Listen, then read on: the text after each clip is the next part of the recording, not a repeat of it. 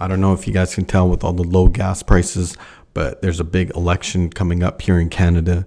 And regardless of who wins, gas prices are going to shoot right back up and we're going to keep getting taxed. And that's because our election process sucks ass.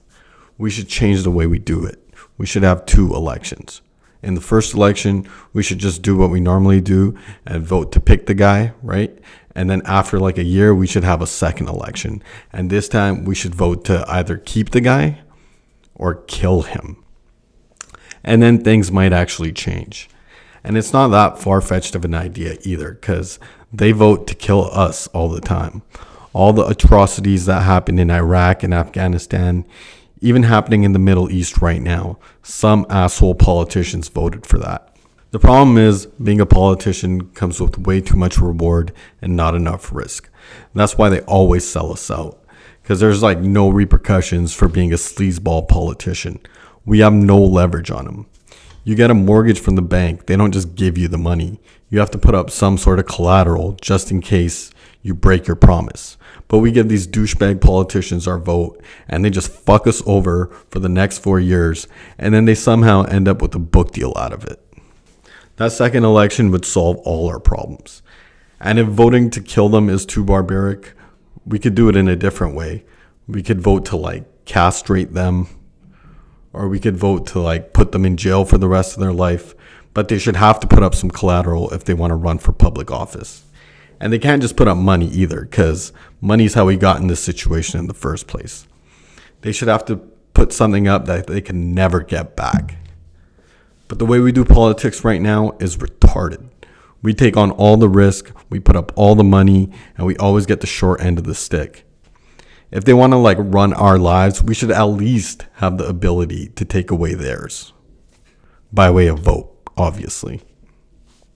They should have to put something on the line, either their life or their freedom or their old weathered penises.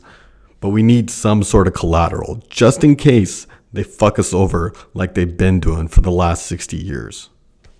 We're not going to get affordable housing by voting for the guy on the blue poster or the red poster. We're going to get it by putting the fear of death into these 2-timing whores. I'm telling you, man, the 2-election system would change the whole dynamic. Because what happens right now when these politicians stab us in the back? We go on the internet and we bitch, moan, and complain, and nothing ever changes. But just imagine we had that second election coming up. Oh, you're going to raise taxes even though you promised you wouldn't? Do it, pussy. I dare you to. I fucking dare you to. It would change everything, man. Oh, you're going to send another $20 billion to the Ukraine? Okay. Just watch what happens in November or whenever we have the election to spare your life. And then we just take them out to the alley and we just put 2 in the back of their head. If we voted that way, obviously. And then we just have another election and we pick another guy and we remind the new guy what happened to the last guy. And just watch how quickly the income tax starts to fall. Why do you think these politicians sell out the 99% in the first place? Because they know if they don't, the 1% or the Illuminati or whatever you want to call them will sit around a table and have a vote.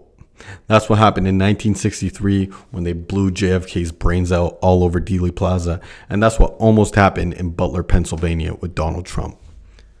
The only way they would act in our best interest is if we use that same playbook. And this isn't like advocating for violence, but I'm telling you, man, the best way to get their greedy little hands out of our pockets is to put a gun to their head.